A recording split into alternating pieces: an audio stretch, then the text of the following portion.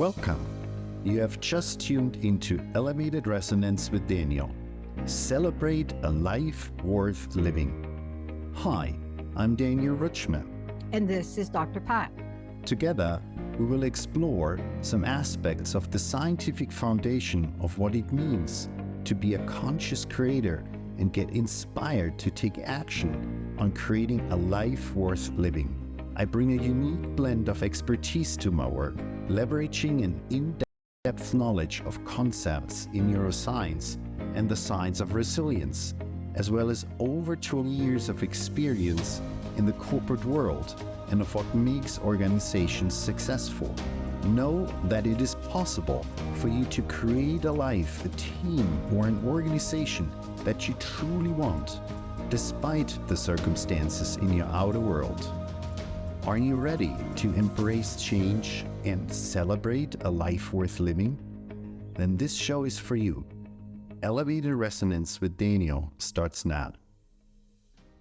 Wow, everyone, I'm Dr. Pat, and I am so thrilled to take this journey with Daniel today. We're going to be talking about something that is so critically important. And, you know, whether you believe in the statistics that are coming out or not, here's what I want you to hold on to for a minute. And Daniel, right? Living in stress and living in flow. And I want to start out, first of all, I want everybody to know that sometimes we get really animated in this show and we forget to tell you how to find out more about Daniel. One of the things I want you to know is if you go to elevatedresonance.com, you're going to find out more about him, but also about the incredible work he's doing. Because if there was ever a time now that we needed companies to really understand this, it is now. It is now. Daniel, topic is really heavy and light at the same time in the hearts of many, isn't it? Yeah, it is. Stress is, I just read a statistic the other day that it's still peaking at an all-time high. And I think stress is something that we all kind of, in the Western world, it's become this normal thing. Almost like if you don't have some stress in your life, you kind of slacking off or something. Yeah. Sometimes when I talk to people, it sounds like that. But I think to break this down, the important thing is that we need to know that there's two states of being really that we can live in. One is living in creation and one is living in survival. Now, stress literally means survival. That's the response in the body. And so when we are in stress, our brain and body gets knocked out of homeostasis or out of balance. And in particular, if you look at the nervous system, the autonomic nervous system that we talked about in earlier episodes becomes very imbalanced. And as you might remember, we talked about this before, the autonomic nervous system controls about 90% of our bodily functions. So when that goes out of balance, it impacts pretty much everything. And now, the good news is all organisms in nature, including human beings, we can tolerate short-term stress. Our nervous systems are designed for that. So those short-term survival mechanisms are very adaptive, and that has actually allowed us to survive for generations and millennia. If you think about think about a lion chasing a zebra in the Serengeti, and if the zebra outruns the lion, then eventually, very shortly after, once the lion is gone, the zebra will go back and start grazing and calming down. This is where the stress response comes down and the regeneration starts. With other humans, it's a little bit different. Same mechanism, but when we turn on that stress response and we don't know how to turn it off again, we are heading for some type of physical, chemical, or emotional breakdown or disease, because there's no organism that can turn on that emergency system for extended periods of time without severe consequences. So that is really important to understand. Those two states of being. And the stress response is a good thing. But if we cannot turn it off again, then it becomes really, really a problem. Yeah. And it's so interesting we're talking about this because at a certain level, we've made it real complex. And, there are a couple of things that I find very interesting, and we're going to talk about this, right? I mean, you just gave a beautiful example because the zebra knows, right? The zebra knows I'm going to go off here and I'm going to start grazing in the grass and I'm just going to, the event is over. For the moment. Exactly. The event is over for the moment. How do they know that? They've probably been chased a gazillion times before, and they know the event is over for the moment. So I can relax a little bit. And you and I have talked about this on previous shows. We have gotten so connected to one thing after the other. The other day I turned on, I get this app. I have this app, and it brings in news on my phone, whether I want it or not. And I turned it off and it still brought it in. And I finally had to Google how to just delete it. I don't want that information, right?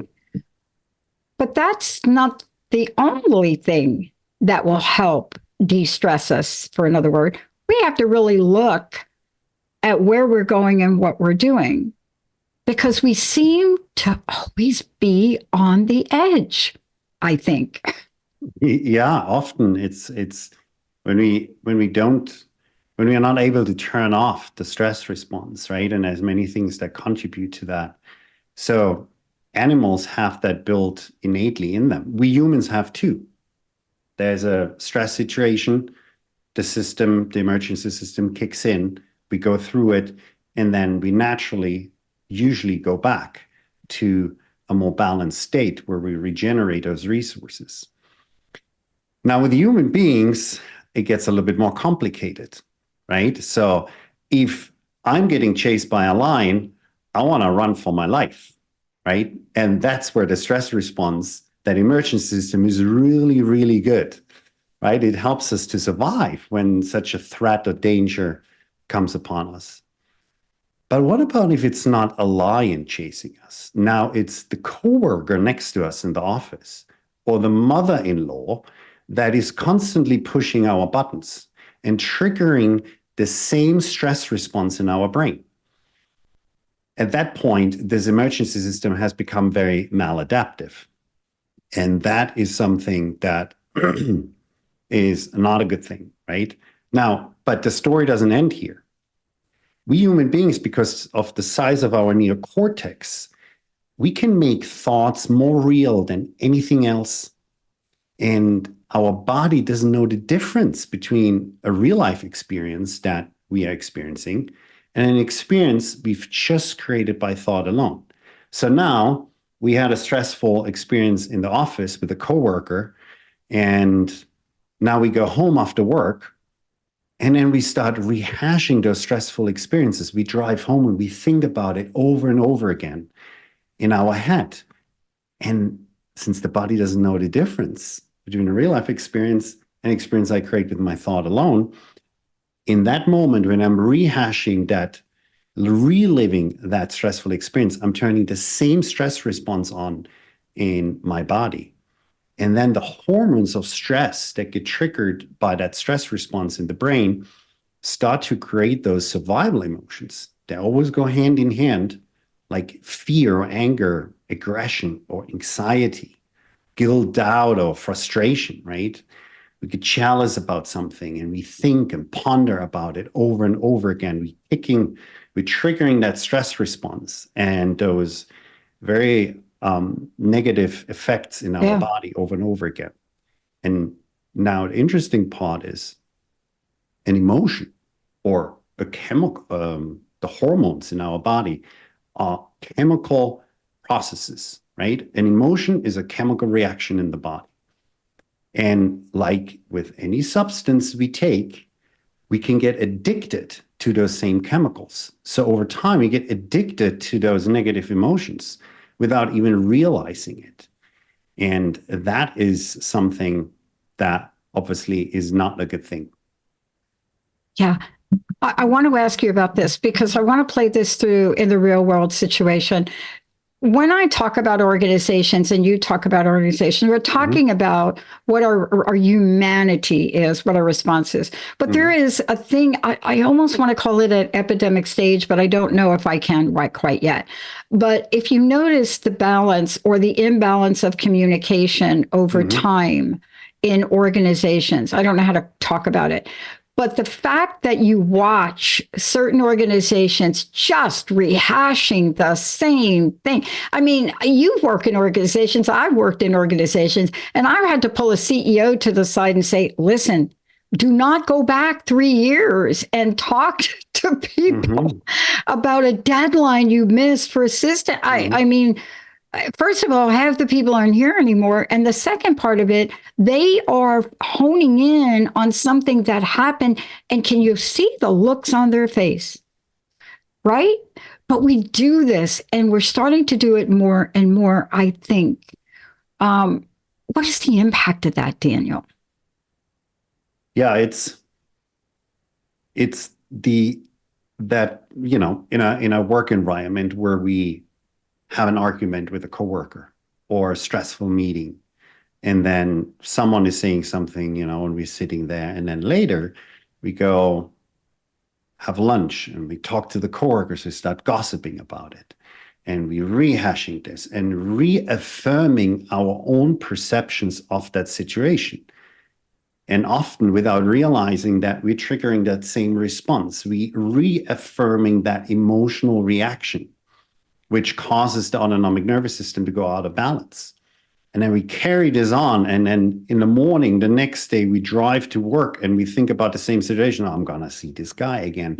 And he better not start again. You know, we already putting ourselves in a stress response, in a survival response, which triggers that imbalanced state, which, as I said, is a very good thing for short term, but not if we carry this on over and over again. Yeah. I mean, let's talk about the idea of there being these two states we live in, these two states of being. Because if I think people understand this, they will get it. And, you know, also break this down for a minute if you could, because there's sometimes we will react to a person, an email, some kind of message, some text, email. And it doesn't even matter sometimes if that's like a nice email from a person that wasn't so nice. We automatically can't even see it that way. What is the idea of these two states of being, and how do they help us and maybe hinder us from being able to thrive instead of just survive? Well, I think the key is really in understanding what's going on right now, what is actually happening, the effects of our automated responses. When we go on autopilot, we read an email, we react, we feel a certain way.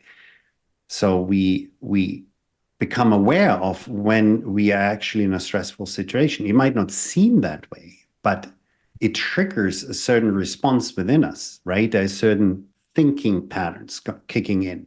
There are certain emotions that go along with it. And then we react a certain way. We do certain things. We respond to the email right away. So now what we want to do is we want to spend more time in this state of creation, right? And living in a state of creation is when we're in balance and the body has time to recover and recharge the energy and restore from any previous stress, because we all experience stress, but how much time do we give ourselves to restore and recover?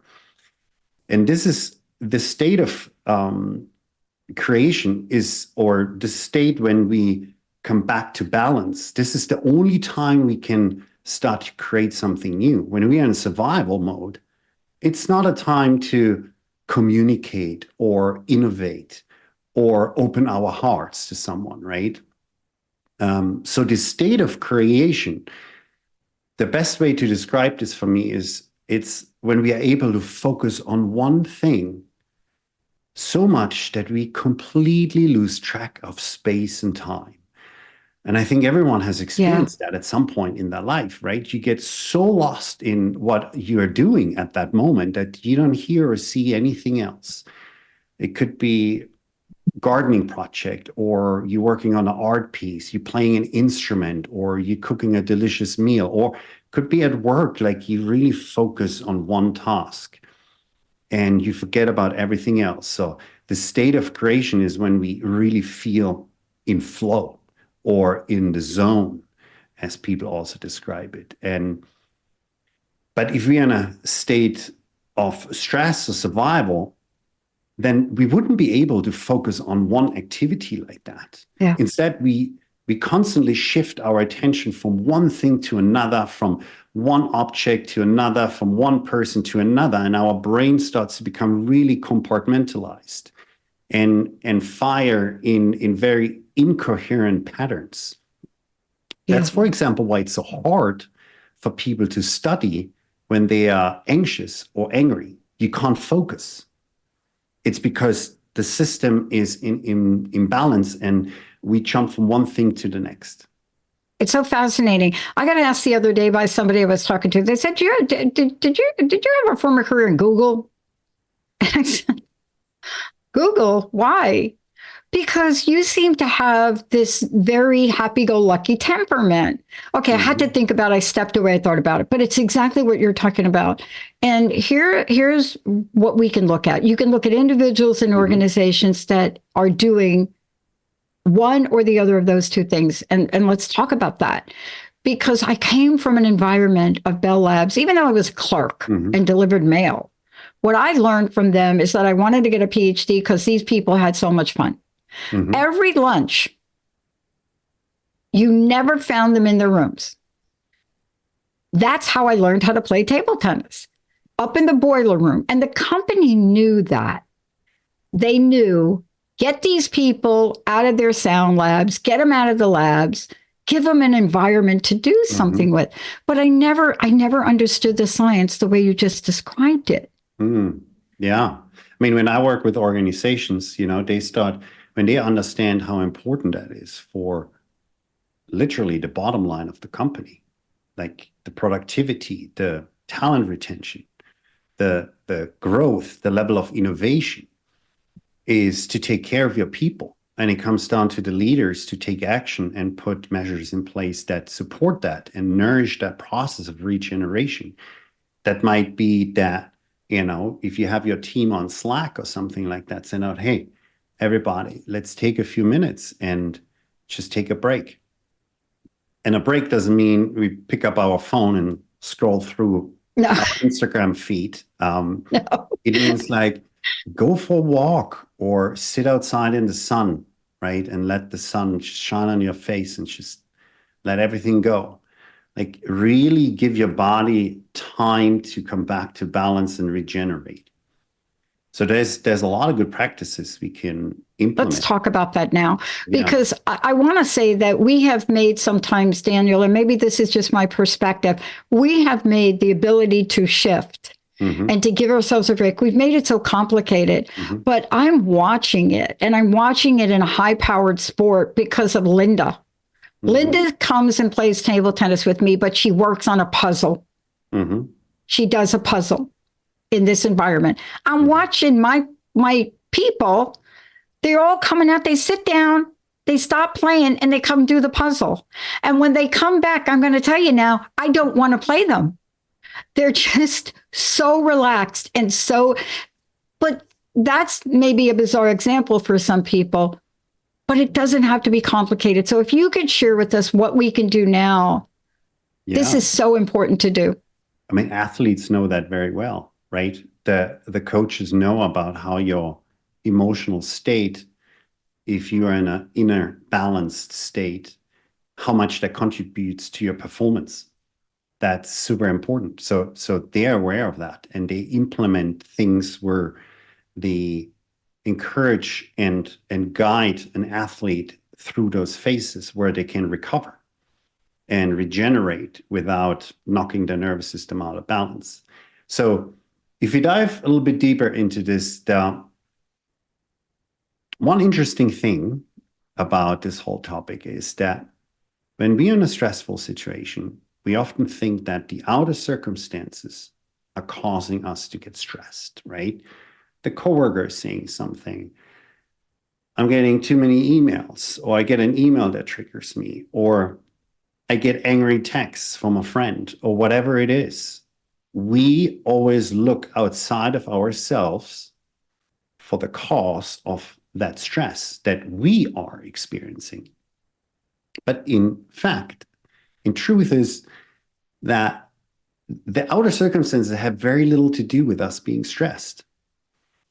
I always bring up this example when I work with organizations. Like, look, you can take two people, completely different people, and put them in the same situation. One person thinks the world is coming to an end, and the other person thinks, wow, there's so many great opportunities. What is the difference? It's the same situation.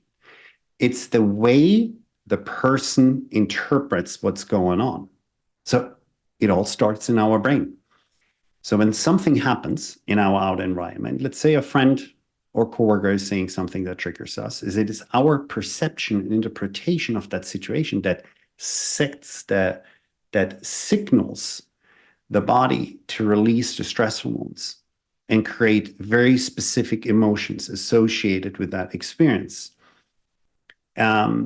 That could go back to whatever a friend or coworker is saying is touching on an old insecurity that we've been carrying around for years, that could make us feel unworthy or shameful, that sets off that stress response.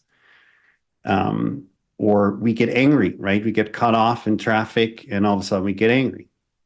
So often those associations that we have programmed ourselves into have built up over many years, right? And as I mentioned before in previous shows, is around the age of 35, when we are in our mid-30s, 90%, 95% of who we are is a set of unconscious programs.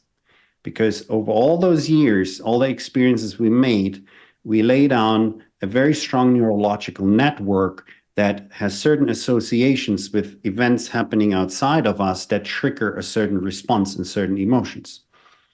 And that is then what causes us to be on autopilot most of the time, and we just react a certain way.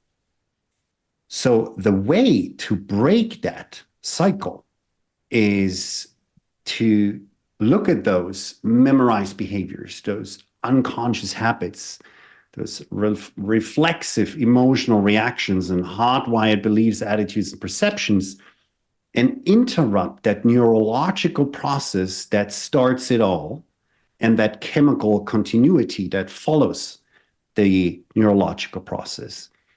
So what is the very first thing we have to do is to become aware of it, that that's happening, because often we just run on autopilot. We just respond and react without even consciously thinking about it. Yeah.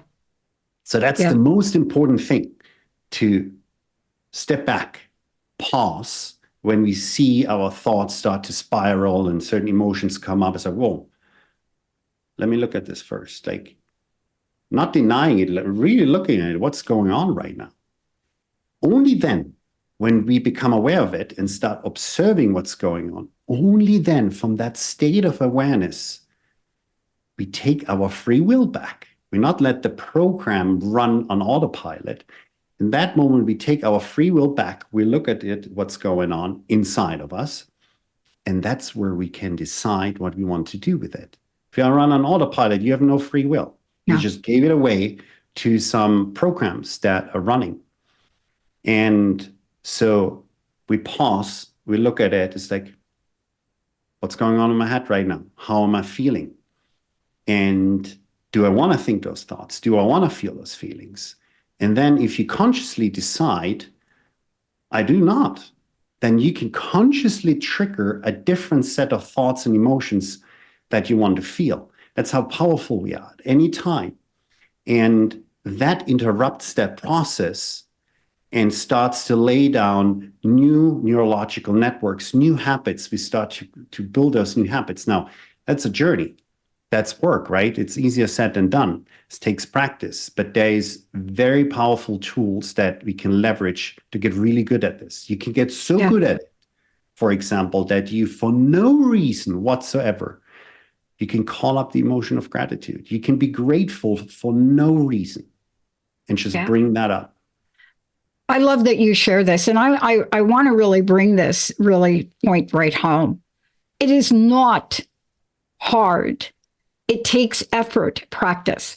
And, you work with people, individuals, coaching, you work with organizations. I know for me, I work with women in recovery. And the first thing I give them is an assignment to say thank you to whatever the God, whatever of their understanding is, 70 times a day for 70 days. And they never know why. They look at me like I'm crazy, because sometimes when you're in a state where you cannot turn it off, where you are aware, you have to practice something different. And I think what you're saying is this is the point by which we get some relief. Yeah. I mean, just if you look at any mindfulness practice, they will all tell you the starting point is pause. Just pause and look at it. If you have a stressful meeting, just tell, hey, I will be 5 minutes late. You go quiet, you go within, and you just pause. Like, what's going on right now? How am I thinking? What am I feeling? What I want to do with that? And then over time, when you practice those tools that we teach, once you're aware of it, and then you build that muscle of being able to fire new set of thoughts and bring up emotions that you want to feel. Now, this is not bypassing. This is like transmuting what's going on. So that's a big difference, right? Very big. That's a whole topic for itself to talk about the difference between those. It's a good one. Daniel, thank you so much for today. This is so critically important. And if you look at the after effects, if you're not really buying into the after effects of stress, just look around you. Also take a look at the numbers, the alcohol use, the things that are happening, the eating, just look at the behaviors that each of us is maybe taking on or the world's taking on, and just take what we're saying and pick one thing. Daniel, how is the best way for people to find out more about you? Just go to our website, elevatedresonance.com, and you can just reach out to us and we'll be in touch and just have a chat. We love to chat with people and just have a genuine exchange. And I want to make a plea for all of you that have families that are listening to this. Get a hold of Daniel, because this is not an isolated thing that happens sometimes in a family, and it catches on, and your children learn about stress not in a good way. If you get a hold of Daniel, imagine having a family unit that now knows a new dynamic, and you learn how to be nicer to yourselves and be more creative, and in the moment, learn how to relate. Daniel, thank you so much for all of that. Thank you. Thank you, Dr. Pat. For those of you out there, please don't take our word for it. Do your own research. Stress is on the uprise again. So please listen to this show and do something about it. Let's take a short break. We'll be right back. You have been listening to Elevated Resonance with Daniel. Celebrate a life worth living.